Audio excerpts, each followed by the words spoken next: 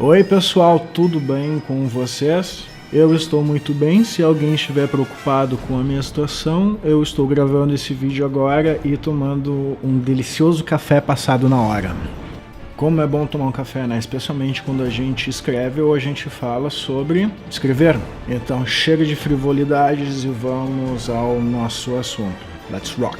Então agora chegou o momento da gente falar do ato 2. No vídeo anterior eu disse que o ato 1 ele tem a duração de mais ou menos 30 minutos e também falei daquela questão dos 10 primeiros minutos e como eles são importantes para o nosso roteiro, para o nosso filme. Deixa eu explicar isso um pouquinho melhor. Essa questão de duração dos atos nos filmes, ele vem do seguinte, é que normalmente no filme, um longa-metragem, ele tem 2 horas de duração.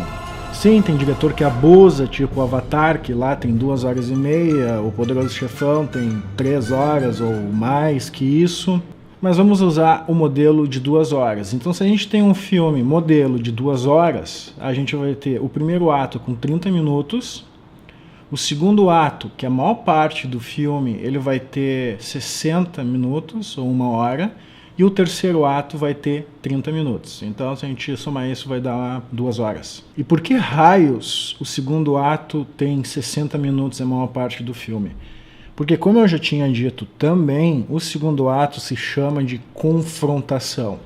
A gente estabeleceu, antes de escrever o filme, as questões principais, aquelas 4 perguntas. No final do primeiro ato, a gente estabeleceu a questão central do nosso filme, a questão que tem que ser respondida, e o segundo ato é essa confrontação atrás da resolução da questão central, por isso que leva mais tempo, é a maior parte do filme. Uma outra ideia que agora me vem à mente de falar é sobre uma tática para a gente escrever. Lá no manual do roteiro do Sid Field, que eu vivo citando, ele explica que o mais difícil de escrever é saber sobre que escrever. Por isso que eu estou falando de toda essa estrutura aqui, a estrutura aristotélica e a estrutura da jornada do herói, que é para a gente saber o que escrever. Porque o cara tem um monte de experiência, já teve milhares de alunos e ele sabe, ele diz que a maior parte das pessoas param de escrever porque elas não sabem o que escrever. As pessoas vêm com aquela ideia de eu vou começar a escrever, eu tenho meus personagens, os meus personagens vão se desenvolver por si só porque eles possuem uma vida própria, então as coisas se desenrolam. Então ele diz que essa ideia é a ideia que faz 90% das pessoas começar a escrever e nunca terminar. Então por isso que a gente tem esse método aqui. E a tática principal, que eu acho fantástica de se pensar, é a seguinte. Antes da gente começar a escrever, é claro, se a gente utilizar esse programa aqui, preencher tudo isso, a gente vai ter uma ideia completamente forte sobre tudo que a gente vai escrever. Mas de forma simples, antes da gente começar a escrever, a primeira linha, a gente tem que saber 2 coisas.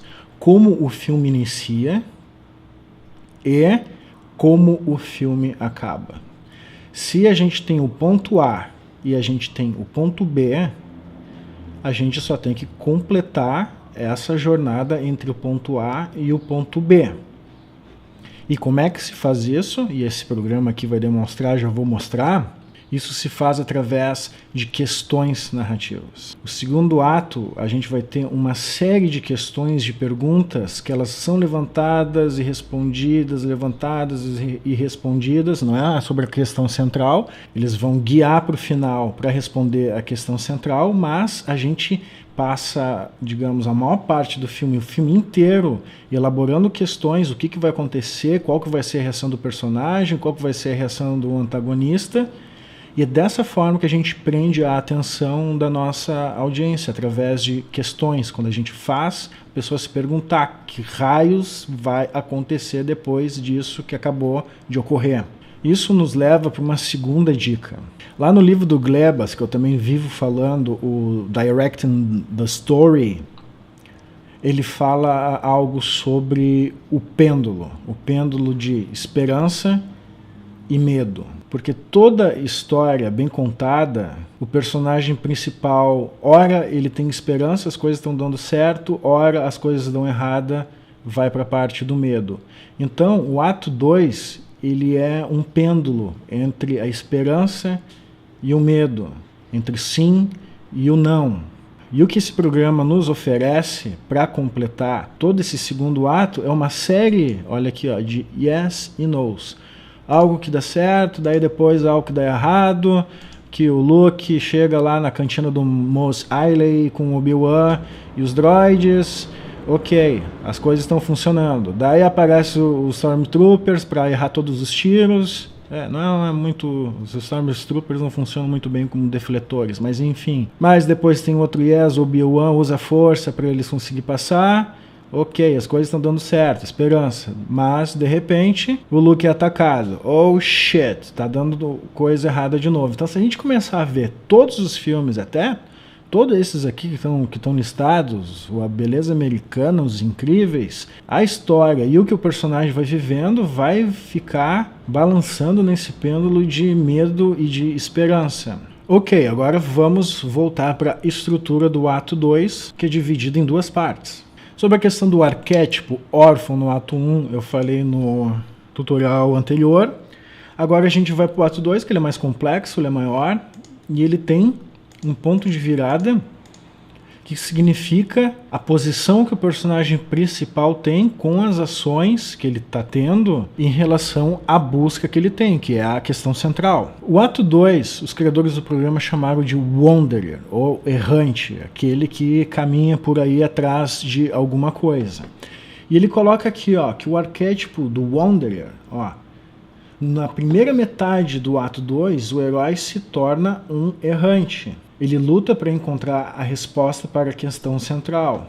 Como um errante, o personagem procura por pistas, encontra ajudantes, topa com oponentes, supera obstáculos e vai juntando as habilidades e as ferramentas que ele acha que é necessário para ele responder à questão central.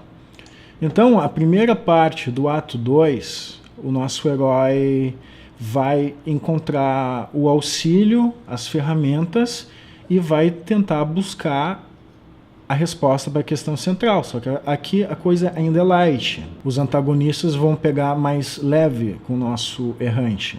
No exemplo que a gente está seguindo, que é o Star Wars, como é que o Luke, que é o personagem principal, ele se comporta como um errante no ato 2? O Luke, ele se junta com o Obi-Wan, ele emprega o Han Solo, e eles pegam a nossa linda Millennium Falcon para entregar os planos da Estrela da Morte para Alderaan. Sobre o ato 2, em relação à jornada do herói, como a gente estava já falando no ato 1, eu acabei encontrando um arquivo aqui bem bacana no meu computador, que é um worksheet, uma planilha sobre a jornada do herói masculina. Tá, não vamos entrar em detalhe, que existem algumas diferenças da jornada do herói masculina e da feminina, mas esse aqui nos ajuda a entender. Esse arquivo aqui ele é bastante interessante porque ele está dividido nos atos aristotélicos. A gente tem o ato 1, o ato 2 e o ato 3, a introdução, a confrontação e a resolução, e está plotado dentro dos atos aqui as fases da jornada do herói. Como eu já tinha dito, do ato 1, o mundo perfeito, ele encontra amigos e inimigos, o chamado, daí vai ter a recusa do chamado e o plot point para iniciar o ato 2. Aqui no ato 2 a gente vai ter pequeno sucesso, convites e testes. Nessa parte toda aqui vai levar então 1 hora do filme. Aqui provavelmente é essa parte do Wanderer, que ele tem um pequeno sucesso, ele está procurando as ferramentas dele. E depois vai pular aqui, o estágio 6 seria a parte do Warrior, que eu já vou falar.